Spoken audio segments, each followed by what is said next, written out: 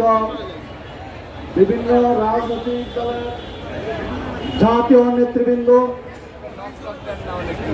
উপস্থিত সাংবাদিক, আইন শৃঙ্খলা বাহিনী এবং দেশপ্রেমিক ভাই এবং বন্ধুরা আমার, আসসালামু আলাইকুম। আমি আমার দল বাংলাদেশ জাস্টিস পার্টির পক্ষ থেকে গণ অধিকারের সঙ্গে সংহতি প্রকাশ করছি এবং একত্রতা প্রকাশ করছি। এই কারণে দীর্ঘ 16 থেকে 17 বছর বাংলাদেশের মানুষকে অন্ধকারে রাখার জন্য এই সমস্ত রাজনৈতিক দলগুলো হাসিনা সরকারকে সহযোগিতা করেছেন। ডক্টর মোহাম্মদ ইউনূস সাহেবকে বলবো এবং নির্বাচন কমিশনারকে বলবো, আর কত অন্যায় করলেন একটা রাজনৈতিক দলকে বাধা দিতে এবং নিবন্ধন বাতিল করতে।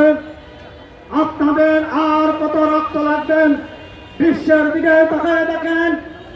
এই কারণে কোন কারণে রাজনৈতিক দলগুলোকে নিবন্ধন বাতিল করা হয়, এইসব শর্ত দেখেন বাংলাদেশের মানুষদেরকে যারা শাসনের নামে শোষণ করেছিলেন এবং এই শোষণের সঙ্গে যারা জড়িত ছিলেন, তাদের রাজনৈতিক নয় শুধু তাদের ভোটার অধিকার, নাগরিকদের সেই নাগরিক অধিকারের উপরে প্রশ্ন রাখতে চাই। সেই কারণে বাংলাদেশকে 16 এবং 17 বছর এই ঘুমের ঘরে রেখেছিল। এই কারণে কোন অপরাধে বিভিন্নকে এভাবে অন্যায়ভাবে ইন্ডাস্ট্রিজ ভাবে তার উপরে আক্রমণ করা হয়েছিল। আজকে আমার কথা এখানে শেষ।